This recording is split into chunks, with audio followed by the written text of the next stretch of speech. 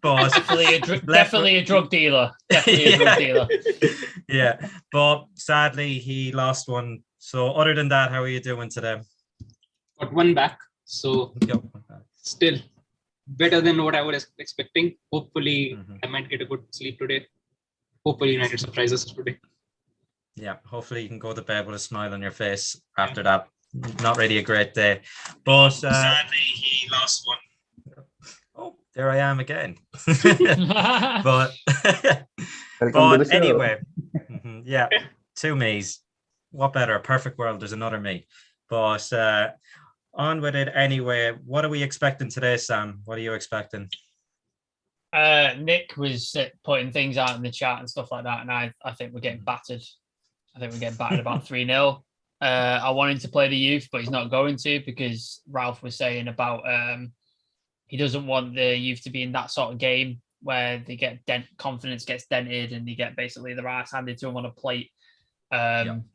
So I don't expect him to do it until it were mathematically impossible to finish fourth. I don't expect it to happen till then, as much as I'd like it. But yeah, I can only see Chelsea beating us because they've had inconsistent form, they've had inconsistent things and stuff like that. But like they've got a top of line coach.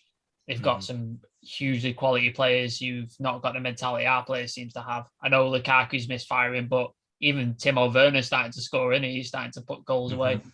Kai Havertz, Mason Mount, Pulisic, all like, yeah, I think it's going to be too much for us, especially with the way we're playing in our mentality.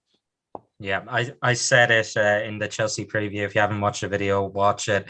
That I'm actually quite worried about Werner. I know he's a meme for most of the time, but I think with our fullbacks, they've just been shocking recently. He's going to be a threat with his pace, getting in behind. So how are you feeling today about the match, Mystic Dan or Drastic Dan? What are you expecting? Till this day, I was expecting a lot from United squad before this match. I was predicting every match as win. But now I think this match I have to bring down my standards and I'll predict it as still as draw, but not a loss. But the season is almost over. The top four is almost gone. It's all about comes down to what we could have taken the advantage in the last weeks when we had the chance. But now I think it's all gone. We had more lives than a cat has, but still we were unable to take advantage of those lives also. So I think I'm not expecting much from this game, but at least put in a good performance, and maybe I would like to see some youngsters getting game time and setting a standard there. Yeah. For me, this season feels like, do you ever see in The Simpsons when Homer crosses the massive gorge, the massive kind of crack in the earth? I'm doing it. I'm doing it. And he just goes down. Yeah. And it's just, he keeps hitting rocks on the way down. It feels like that since January, particularly. And then he gets taken up in the hospital bed and then falls back down again. You're just like, that was like Ralph Rangnick came back in. You're like, oh my God. And it's gone back down. Yeah, it's felt like that. So somewhat of a saving grace, and then it's just back down straight away. And it feels like the players are that bad that we're lying in right now, and it keeps falling down. What about you, Shreyas? How do you feel about today in this game? How do you think it'll go? I mean, I really don't expect that we'll be able to get anything out of this matchup, because even though the situation with Chelsea is kind of it's really up and down because of things that are happening at their club right now. But one of the things is that their team is still united. They play as a solid system, and they have a mentality which their manager wants to throw in that team. And we don't have that at the club right now. It's 11 individuals against one proper team. And they still got a lot of quality. Like you mentioned, Timo Werner has been really, really great for them, starting ahead of Lukaku in a few games as well. So I still think that it's going to be a tough one, because if a team like Arsenal or Everton can actually beat us, then a team like Chelsea, their performances have been up and down, but when they've played well, they've played really, really well. So it's going to be a really tough night. And I actually think that we could get better today as well, because we're missing a lot of players as well. And we know that Rangnick isn't going to be using the youth. So we all know which players are going to be starting. And with the kind of pace their attackers have with Werner, Pulisic, Havertz, even Ziyech, the way he is able to change the pace from the flanks, I think for their whole attack as well as their midfield as well with Conte, Jorginho, Kovacic, they've got a lot of density in than midfield and as well as their attack. So it's going to be a tough night for us. Yeah, 100%. I think the team should be coming out right about now anyway. I'm just on it now, so just give me a second. No problem. But how do you think we'll start? Will we concede in the first 5 minutes? That's the big thing. I've got it. So we got De Gea, Lindelof, Ronaldo, Rashford. I don't know why they've done it in this order. I'll try and correct it. De Gea, Lindelof, Varane, Dalot, Telles, Matic, McTominay, Bruno, Elanga, Rashford, Ronaldo. So it looks like a 4-3-3, doesn't it? Yeah. People are saying, will we go with a kind of similar system than them with a back 5, back 3, whatever you want to call it?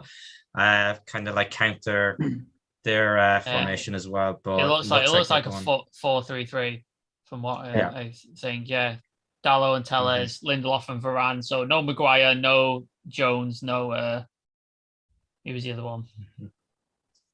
Phil Jones on the bench. Oh, so, okay. There's a lot of quite a few youngsters on the bench as well. Alvaro Fernandez, Shola Shoretiri, or as Dan likes to call him, Shorty. Alejandro Garnacho, Hannibal Mejbri. And we've got 2 goalkeepers on the bench as well again. So always interesting. Yeah, and it begs the question, why do we let many of these players go in January if we weren't getting replacements? For me, that's why I thought we were making the squad a lot weaker at that point. I did. Is there anyone in that team now, do you think, that's going to be a threat to Chelsea, Sam? Ronaldo. Who's going to be? Yeah, Ronaldo's the only one, isn't it? Because Rashford is, I don't know, on holiday somewhere in his head because he's not doing anything on the pitch. Elanga's kind of dropped off form, but he's a young player, so that's going to happen. He's going to have inconsistencies. McTominay, he's got all the passion in the world and he's got the right attitude, but his ability is just not there. Like he's not got, like he's capable of doing 8 out of 10 performance, and then for the rest of the time he's like a 3-4 out of 10. Like just does nothing. Matic's legs have fallen off, so is what it is. Bruno, again, what has happened to Bruno this season? He's been terrible. Like absolutely, it's a bit of a worry. I'm hoping like when Ten Hag comes in, he gets something better out of him and Rashford and stuff like that. So yeah, all the normal threats you think are going to do something, they're just not firing. They're not playing well. So we're pinning all our hopes again on Ronaldo. Do you think it's a bit of a worry that we don't have Sancho in the lineup? Obviously, he's out today. Do you think that's going to be a worry in terms of creativity? Will Ronaldo get the chances? Do you think that, Dan? Yeah, I think we had only one proper winger who is actually playing like a winger, making crosses and passing to the actual strikers. But yeah, we'll be missing that in today's game. Last game, I think we wanted players like Rashford so that they can make a run against the Liverpool defenders. But in this game, I think we needed some of the players who can provide crosses and create opportunities. Personally, I think Bruno will have a great comeback in this game. Bruno and Ronaldo, they together can do miracles in this game, I believe. And I think the Elanga has to. I'm expecting Elanga to come as an improved player in this game, because last few games he had a very not that much great game, and his we have seen that his experience was shown out, that his experience is not up to the mark. But I think his mentality would have been improved coming into this game. And Bruno Fernandes, last game he had a very bad game, but at the same time I saw some stats there where it was saying that Bruno Fernandes has created more chances than any other player in this Premier League for this season. So we know that he's not playing good. So you can just imagine if he plays good and be in his form, then what trouble he can give to the opponent teams. So I hope that same Bruno Fernandes which we had last season will be seen in this game as well. Yeah, I think I actually seen it last season too. He created the most chances in the league. So back-to-back seasons creating the most chances, and he was in the top, I think top 5 then the season he initially came, but that was in January. So like his creative output, it's very high, and you see him getting a lot of goals and assists, but it hasn't been this season. It's gonna step back in that. And Shreyas, who do you think is their main threat? I think almost every player is a threat for us at this moment because, I mean, if we... Do you want me to go through the Chelsea team? Yeah. We didn't do that, did they? So even Mendy is a threat. Yeah. Yeah. Mendy, Reece James, Thiago Silva, Rudiger, Cesar Azpilicueta, N'Golo Kante, Jorginho, Alonso, Mason Mount, Kai Havertz, Timo Werner. That's their team. Yeah, that's their traditional front three that they've been rocking this season. I made a point actually to Nick that the top 3 teams in the league play without a recognised number 9, like a target man, anyone like that. So do you think that's actually going to be the way going forward? Is that how football's evolving, or do you think we're going to see traditional number 9s come back? Like obviously City are linked with the likes of Haaland. More than likely he's going to go there. Yeah. I haven't heard much about Poole doing anything, and I'm sure Chelsea, if they could, will be looking for a number 9 too. What do you think, Shreyas? Do you think it's evolving? Or? I mean, I think it is evolving, but still, I think if a manager still has that option to play a traditional number 9 who has that knack of going into those spaces and attacking and driving, being there at the right position at the right time, I think that they would prefer that, because even if you see the Manchester City side right now, they don't have that traditional number 9 right now, and they are going to get Alvarez in the summer next season.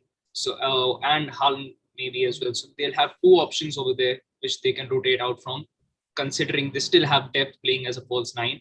And even if you see that the Liverpool side, right now they've got Firmino who plays there, and sometimes Jota comes in there, or even we've seen Mane being playing in that central role quite a lot of times as well. So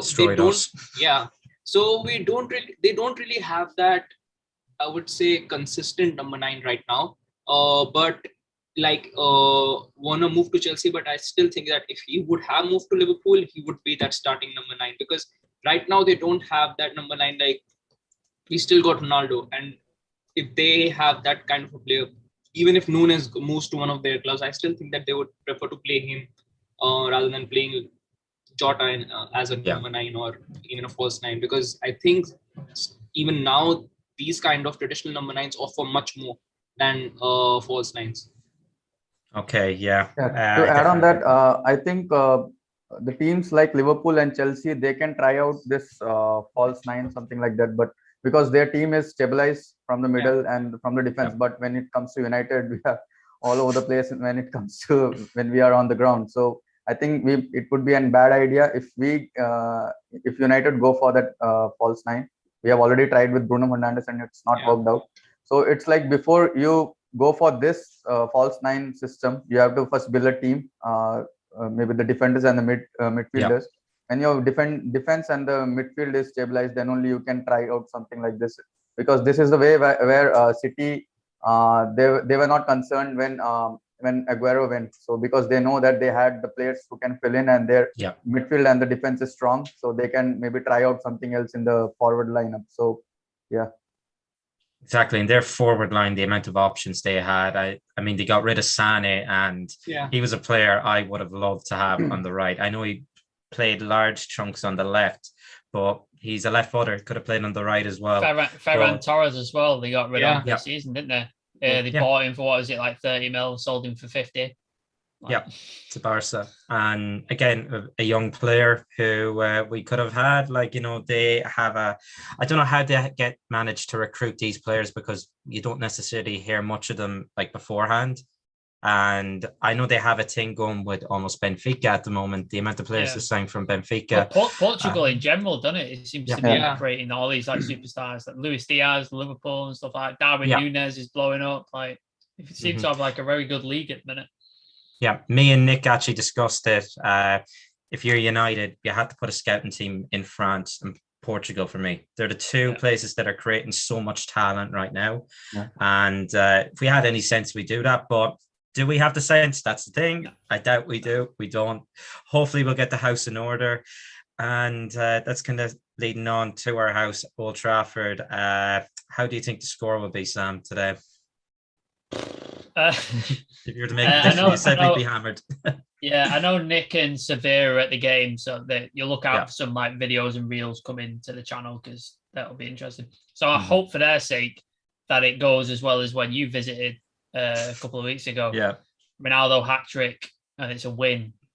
I don't see that happening against Chelsea. Against Norwich, we were so open and got cut apart so many times, and the only reason we won that game is because of Ronaldo. That's the only reason. So you saw when we came up against Arsenal, their defense is shaky as hell. Like they haven't got a great defense, and we were able to cut them open, but we're conceding. We're just leaking goals at the back and just letting them run at us. So it's against Chelsea with that front three, you're kind of asking for trouble really with our defense. So I made a prediction of like 3-0, but I'd take a draw at this point. I'd take a bit boring 0-0 draw. I'd take a 1-1, anything. I'll take anything. But I can't see it being anything other than a Chelsea win, like 2-3-0. Yeah, it is painful to actually be hearing that right now, but we're at that point. It's been a long season. Thankfully, we're near the end of it. Dan, how do you feel the atmosphere is going to be in the ground? Obviously, when I was there, it got quite toxic. It did when it went 2-2 with Norwich and the fans were chanting, "You're not fit to wear the shirt," but it wasn't to any specific player. It was to the entire team that time. Of course, there was the whole big protest. I think 1958 Brigade, isn't it? Yeah. Was that the game when Pogba was cupping his ear? Yeah. So the fans at the game are getting really, really frustrated now. How do you think the reception will be if we concede early on as well, like we have in our last two? I think now the toxicity has reached to its peak. So I don't think maybe even the fans also knows that there is nothing we can now take out from this season, and the top four is already gone.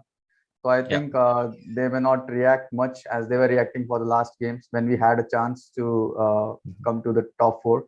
So today's game, we know that it's against Chelsea, one of the top teams, and so even the fans may not be expecting much. So a 0-0 draw or a boring draw, even I will expect, because I don't think our attackers will be able to get in a lot of goals, maybe one maximum, because the way their defense is and even their attackers are very threatening. So I think it can become a 1-1 draw, but I'm also concerned about our defense because you know that the wing backs we have now, Telles and Dalot, they both are good attacking wise, but defense wise they are not that much great. So we may be leaking goals in that area also. But from the fans' perspective, I think they have already reached their peak of criticizing. So I think they will be watching these games as pre-seasons. Yeah, obviously it's going to be. They've gone through everything at this point we have, and frustration, it's kind of boiled over now where it's just, we're just depressed almost. And one of the games I remember when we played against the back three, it was Conte Spurs. Obviously Ronaldo got a hat trick then. Do you think that could be something that we could look at, Shreyas, like as a blueprint? Rely on Ronaldo pretty much. I mean, I would still say if we are even able to get him like a half chance, like a couple of times, I still expect him to deliver. But looking at that squad right now, there are big question marks all over that lineup that we have put out, because Rashford is in the best of forms. And if we are playing a 4-3-3, then I guess it would be the first time in quite some fixtures that we'll be seeing McTominay playing as that 8. So could be something to look out for, but I still don't know if it's going to work out, because he's been playing as that CDM for like this entire season, even after Rangnick has come in. So the midfield is going to be a big question mark as well. And like you mentioned, the kind of fullbacks and attackers that Chelsea have got with their pace, our fullbacks are going to have a hard time as well, because the way we crumbled under that pressure against Arsenal, Chelsea, I would still say that they have much more quality than that Arsenal side. They are much more disciplined at the back, and they are clinical with their chances as well. I mean, I saw that game against Real Madrid that they had in the Champions League, the second leg, and they looked absolutely amazing. So, I mean, if we give them the option to actually come at us, they are going to come and they're going to score like 3 to 4 goals because they're very clinical with their chances, and they're relentless as well. If they start scoring, they're not going to stop until the match is over. So it's going to be a really tough night, I guess. I think it will be an even tougher game than Liverpool because the kind of desperation that Chelsea actually have right now at their club, it's either they lose or either they win. And even if they lose or win, the game is pretty exciting. So it's going to be a really tough night, and I hope that we can actually, even if we get a draw, I think it's a big dub. You know you're screwed when Timo Werner's got his scoring boots, don't you? You know you're in trouble then. Yeah, that's a big worry. Obviously, Chelsea, their house isn't really in order. Do they even have a house these days? You don't know who the owner is going to be, like bids. You don't know how the summer's going to go. Our house isn't in order either, but they actually have a team, even though they're not sure about their futures. They're actually still fighting for the badge on the shirt. Our lot aren't. And they should be fighting for their futures because this new manager is going to come in. He's going to want them out. And what other club is going to pay them, these players, these average players, may I add, the money that we're paying? What do you think the big thing or the big, what's the word I'm looking for? The big difference, I suppose, in the mentality of both these players. Do you think it's from a coaching perspective, or do you think it's just the squad, just the players themselves as individuals? What do you think, Sam? I think Tuchel's got a lot to do with it. I think he's been there. How long? He's nearly 2 years now. Nearly 2 years. 18 months. 18 months. About that, a year and a half. Yeah, you're right. Around January time, didn't he? He's had time to work with his team, embed his philosophy, get his ideas across. So that's one thing. He's also been able to buy players and strengthen them with money, no object. It doesn't matter. Obviously, Lukaku's not worked out, but besides that. And I think he's got them playing in a way that suits all these players' different styles. Like Antonio Rudiger this season's become a revelation. Like he was a decent player beforehand, but this season he's became ridiculously good. And that's why he's getting to like $500,000 at Real Madrid he's going to. Get 400 grand a week. Crazy. I think Adam's frozen. So I'll continue. Oh, am I frozen? On. You're frozen on mine. Oh, there you go. Yeah. You're back now. So I think that's part of it. And then obviously I think because they've won trophies recently, like they won the Champions League before, and they won the FA Cup as well. The double. They beat us in the FA Cup. They beat us in the Mourinho. Yeah. They lost in the FA Cup final. Yeah, against Leicester. So they got to a final and stuff like that. So I think their mentality of winning and their mentality of winning trophies and that kind of stuff, that's still in them because it was only fairly recently. Whereas we've not won anything since Ollie? The last time we won something? Did Ollie win anything? Nah. I don't think he did. No? Okay. Last time I think it was under Mourinho. Mourinho 5 years. The Europa League. League, so And that wasn't a major trophy either, was it? So no. Maybe next season we are going for that. Conference Probably League. the one below that, yeah. Europa Conference League. I don't even know what that music is, by the way. Like, does anybody know what the music is for the Europa League, Conference League? Because I don't. Playing fucking Kazakhstani teams and stuff. Like, Jesus Christ. I don't even know what night of the week they play. That's the thing. Europa League's usually Thursday. What night? Friday. Friday afternoon about 2:00. Like, just right in the middle of the day. Just fucking because nobody cares. Watch us bottle late against those teams as well. Oh, I can't. Yeah, just get beat by like Rostov FC or something from like Serbia. Like just getting absolutely trashed by it. I can't wait for that. But on a serious note, with as things stands, we may be bringing in maybe 4 or 5 new players. So would you like to give them some exposure? Do you honestly think we're going to bring in more than 3 players? And that's why I mentioned as it stands, whatever they are discussing about 200 million and all. So I don't think we're bringing in more than 3 players. I don't think because our board's not capable of doing more than one deal at a time. Yeah. The only thing is it has changed. There has been changes in it. So will we see it? If Paul Mitchell comes in, I might have a bit more faith. that we could get some stuff done, because then he's involved with Ragnick. And I know Adam's going to get onto the bit of news in a minute about Ragnick, but like if they're involved together sorting stuff out in the recruitment, I'll have a bit more faith. Because back in the day, it was Ed Woodward and what's the other guy called? Can't remember his name. Matt Judge. Yeah.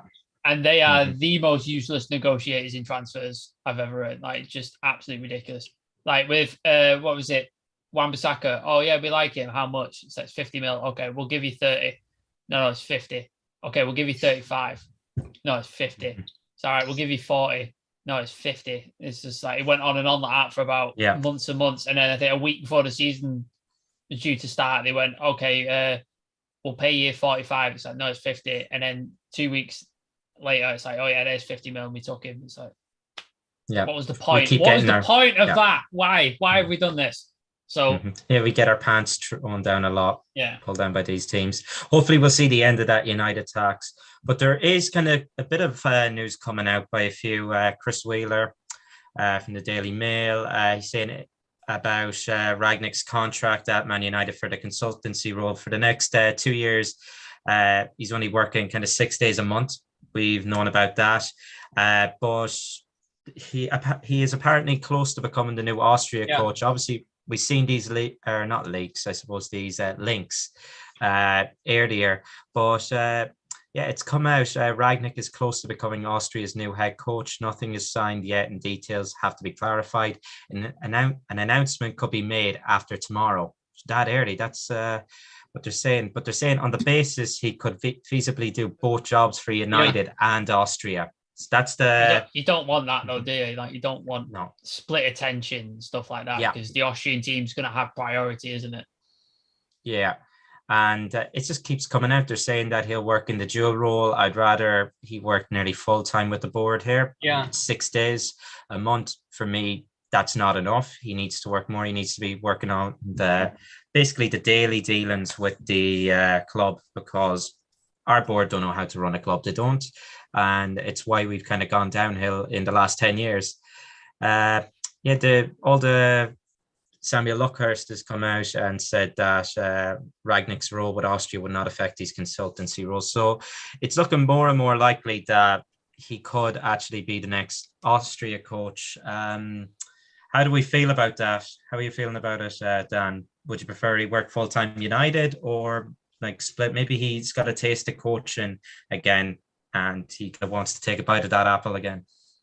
Actually, this is a very crucial moment for United, considering the rebuild that's going to happen in summer when Ten Hag comes in. He has to take a lot of decisions. So we want someone like Ragnick, who has been here for the last 6 months, and he has well known about the club, where it stands and where are we lacking. So I think he can provide good inputs to Ten Hag, and maybe he will be a great help for Ten Hag. So I would like him to be staying here, maybe put in more days of work in United rather than doing both the jobs, because when you are in 2 jobs, you will never be committed to one job. So and considering that he is working, he's committed to work only 6 days a month. So then it's like a weekend for him. Every weekend he'll be coming here and looking at the things and going back to Austria and doing his job there. So I would like our board to maybe just press him and give him a better role, maybe more consistent role in United, and make him commit to this club at least for 1 year, because this year is very crucial for if something like rebuild has to be done in this club, because I don't think Ten Hag can do it all alone at this moment.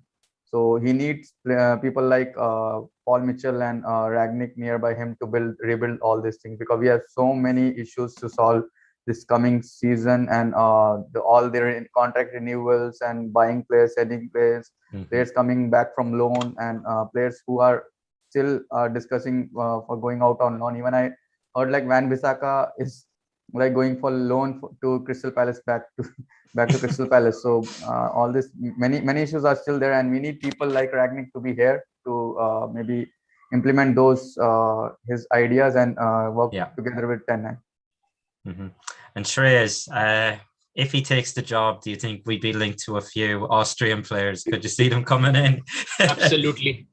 I mean, we are linked with Ten Hag, and basically any player who has played for Ajax in any point of their careers, we are being linked to them, be it Eriksen, be it Timber, almost everybody who has ever played for Ajax. So, I mean, it won't be a shocker if he does end up taking that job.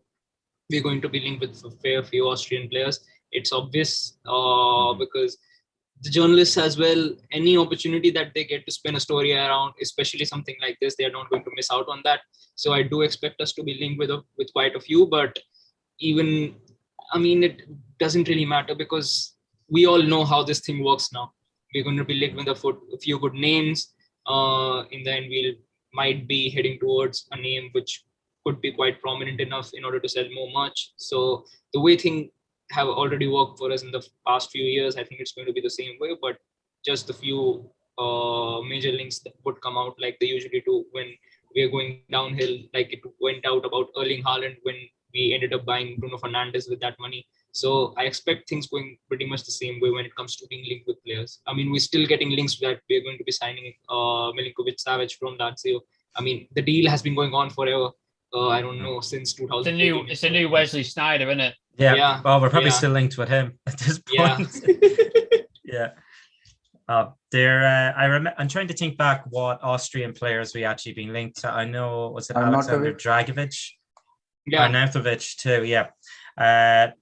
Just a quick teaser anyway, before we go, we'll mention one other news topic. But Sam, who do you think, do you remember Alexander Dragovic, the whole links with him? The name rings a bell, but I don't remember the United sort of thing with it. I think he was a centre-back in the Bundesliga at the time. Any idea where he is now? Just a random guess. Retired? He's not retired yet. No, he's still playing. Okay. Yeah. I mean, we might get him. We might be against him next season for Serbian side, Red Star Belgrade. Is that who he's playing for? Red Star Belgrade. Interesting. Yeah. They were a big club back in the day. Very, very big. One of you. The European giants for a long time, Red Star Belgrade. Yeah. I think there was some games against United back in, was it like the 60s and 50s and stuff? So, yeah, they were European massive. Yeah, they were big back in the day. I think they've won it once or twice too. Yeah. But the last bit of kind of topical stuff is a bit of a sensitive topic. There was reports today Mino Raiola passed away. It was trending everywhere on Twitter. It was going crazy. Everyone was reporting on it. And since then, he's come out and said that it's the second time he's actually been reported dead, and he's not, but we know he's seriously sick. He feels like the Undertaker. Like you think this fella's like gone, it's like he has to come out of the ICU to tell this thing, I'm still alive. Yeah, I can just see him like holding like an IV thing. I feel bad for thinking that this whole thing. The fella's probably on his deathbed, but look, I know he said a lot of negative things about Manchester United as well, but obviously we wish him the best. Hopefully, God health. You don't want anyone, like, no matter who they are, stuff like that happening to anyone. Go make your money, do whatever you want to do, just don't do it at United. I don't want another client to visit United, please. I wish him all the best. I hope he recovers quickly and safely as well, but yeah, just don't bring any more clients to United, please. Exactly. I think he's with Gravenbach, is it? Yeah. He is Gravenbach. He's going to Bayern, isn't he? Yeah. Yeah, Bayern, and then obviously there's links with De Ligt as well. But what happened to him? He dropped, didn't he, off the face of the planet? He didn't. With Juve, but apparently he's not playing though, is he? Is he not? He's not playing in their centre back. Yeah, because I heard a bit. I think Juve fans were a bit annoyed about that. They were saying like he's one of the few players who they actually want to play, because I don't think they're having a great season either. In terms of them, they should be competing. AC and Inter, isn't it? They're the top of the league. It's like the City of Liverpool, isn't it? It's like a point or something separating them. It fills me with a bit of hope that hopefully we can get back there. If AC Milan and Barcelona have managed to get back to their kind of level, and we haven't, surely this is. Hopefully we're heading in the right direction now. We get the house together. But I think that's going to be it now. Anyway, we all do score predictions. Yeah. Okay. Mine was 3-1 Chelsea. I know, negative Adam. And what about you, Sam? You were saying a hammering. Yeah, 3-0, 4-0 maybe, but 3-0 is definitely minimum, I think.